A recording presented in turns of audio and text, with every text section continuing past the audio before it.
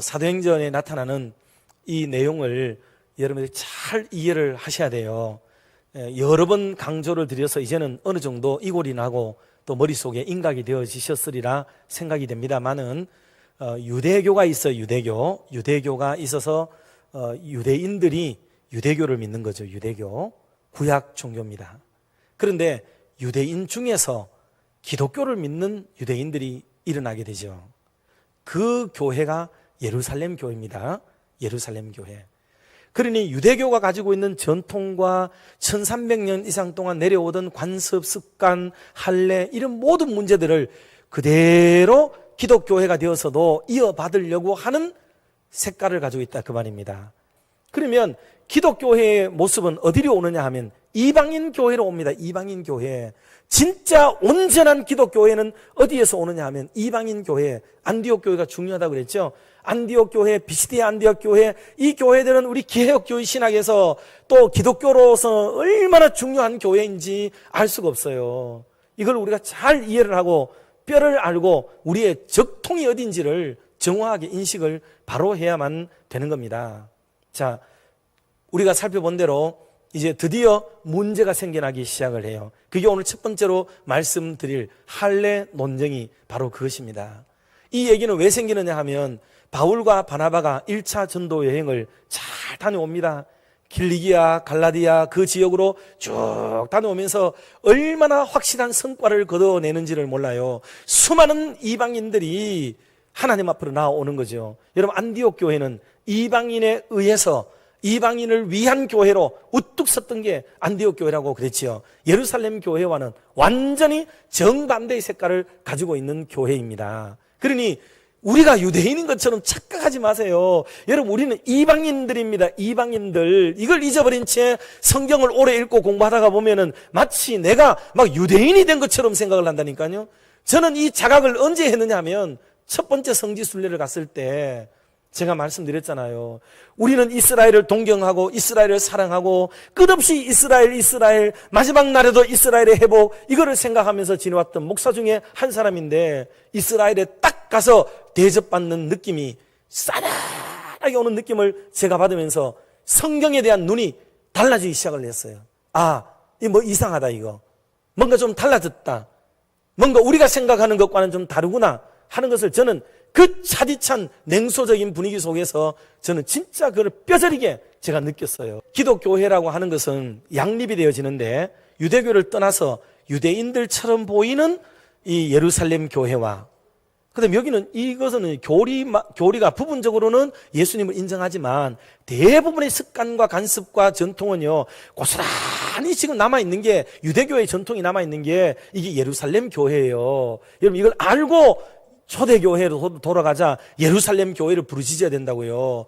유대교의 전통과 방식에 따라서 기독교 교회를 세워가는 여기에서 사도들이 딱 보고 또 그 다음에 여기에 가장 강력한 우파라고 할 수 있는 보수파라고 할 수 있는 그런 바리새파, 강경한 바리새파가 저 지금 안디옥에서 해대는 꼬락서니를 보니까 이거는 기가 차지도 않는 거예요. 기가 차지도 않는 거죠. 어떻게 저거를 예수 믿는다고 말할 수 있겠는가? 저거는 아니다 하고는 뭐를 하느냐 하면 바리새파 가운데서 사람을 얼른 조직을 내가지고 몇 사람을 저 안디옥에 보냅니다. 왜? 안디옥 교회 따위 정도는 다 예루살렘 교회 안에 하나에 속해 있는 교회라고 생각하고 자기들의 지시와 관리하에 있다고 생각하는 이런 생각을 이 바리새파 사람들이 가지게 되었죠. 그래서 사람을 보내가지고 거기서 이분들이 그 안디옥 교회를 새로 가르치기 시작을 했습니다. 바울이 가르치고 바나바가 가르치고 우리가 5명 다 마나엔을 비롯해서 여러분 헤롯의 젖동생 마나엔과 여러 사람이 있었지 않습니까? 그런 유력한 교사들과 이런 분들이 가르치던 복음의 모조리 틀렸다고 가르치고 그러면서 할례를 받아야지 유대인처럼 이 교리를 가르치고 그동안 가르친 교리를 교정, 수정하는 작업을 하려고 시도를 했습니다. 그래서 그들이 안디옥에 도착해서 안디옥 교회는 엉망진창이 된 거예요. 혼란이 왔습니다.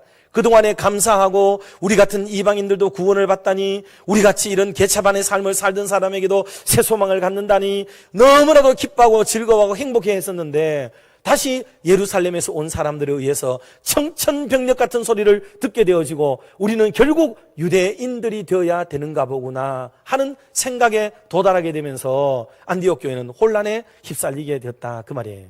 두 번째로 우리가 생각할 것은 바나바와 바울은 당연히 이 일에 반대하죠. 구원의 교리를 어떻게 회의를 해가지고 맞나 안 맞나 우리가 결정하는 것이겠습니까? 이때 당시만 하더라도 이 모든 것들은 다 우리 시대와 달라서 예수님이 직접 뭐라고 하셨는지, 예수님을 직접 어떻게 경험했는지. 왜? 사도들도 다 예수님 만난 사람이잖아요. 예수님에게 복음을 들은 사람이잖아요. 그러니 이 증거들이 나타남을 통해서 이분들은 충분히 이게 숙지가 되고 이게 다 이해되는 사람들이에요. 이렇게 해서 이미 율법과 상관없이 이방인들 가운데서 복음을 믿고 하나님의 자녀가 된 사람들이 이렇게 수두룩벅적하다 하는, 쉽게 말하면 이런 얘기들을 지금 보고해주고 있는 겁니다. 한마디로 율법 없어도 충분히 교회가 되고 율법 주장하지 않아도, 할례받지 않아도 얼마든지 하나님의 백성답게 살고 예수 그리스도의 제자와 형제처럼 살아갈 수 있습니다 하는 보고를 지금 무언의 얘기를 지금 다 하고 있는 거예요. 이게 멋있죠. 이때쯤 되니까 세 번째로 베드로가 떡 나타납니다. 여러분, 이 베드로의 이 말은 정말 기가 막힙니다. 지금까지 베드로는 바울의 대척점에 서 있었어요. 7절 같이 합독합니다. 많은 변론이 있은 후에 베드로가 일어나 말하되, 형제들아 너희도 알거니와 하나님이 이방인들로 내 입에서 복음의 말씀을 들어 믿게 하시려고 오래전부터 너희 가운데서 나를 택하시고. 아멘. 베드로의 입에서는 이 말이 나오면 안 되잖아요.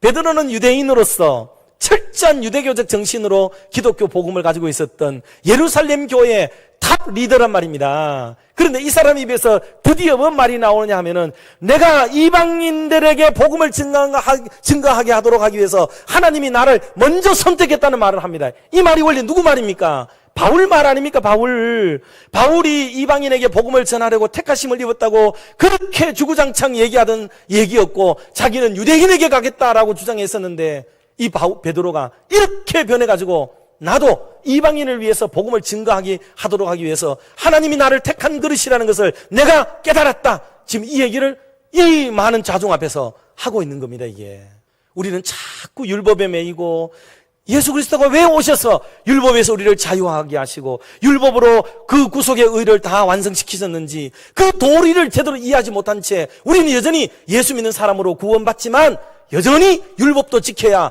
구원받는 사람이 합당하다고 생각하는 이런 교리, 이중교리를 가지고 있다, 그 말이에요. 베드로는 이걸 알았습니다. 이 시대 사람들에게 이거는 큰 이슈였고 교회 최대의 고민이 이 문제였습니다, 이때는. 그래서 복음으로 진리로 이 문제를 선명하게 갈라주시면 안 될 입장이죠. 만약에 바울이 이 말을 했더라면 사람들이 믿지를 않았을 거예요. 자는 원래부터 이방인주의자니까. 그런데 베드로가 누굽니까? 베드로는 이렇게 말했던 사람이라고요. 11절에 가면은 그렇게 말씀을 했죠. 그러나 우리는 그들이 우리와 동일하게 주 예수의 은혜로 구원받는 줄을 믿노라. 할렐루야.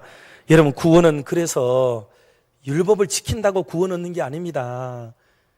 여러분, 이 내용이 우리 오늘날 교회를 세우는데 너무 중요한 근간이 돼요. 우리 기독교회가 오직 믿음으로만, 오직이라는 단어와 믿음으로만이라는 단어가 반드시 들어가는 이런 믿음을 우리가 가져야 되지, 은혜로만 적당히, 믿음으로만 적당히 이렇게 하면 안 됩니다. 그게 아니고 오직 예수 그리스도 그 이름을 믿음으로만 구원 얻는다는 이 확실한 구원의 하나, 이것만 딱 붙들어야 되지 다른 것에 어설프게 마음 두지 말아야 한다 하는 것을 다시 한번 깨닫게 됩니다. 멋진 교회로 우리 교회가 100년을 향해 달려가는 그런 시발점이 되기를 주님의 이름으로 축원합니다.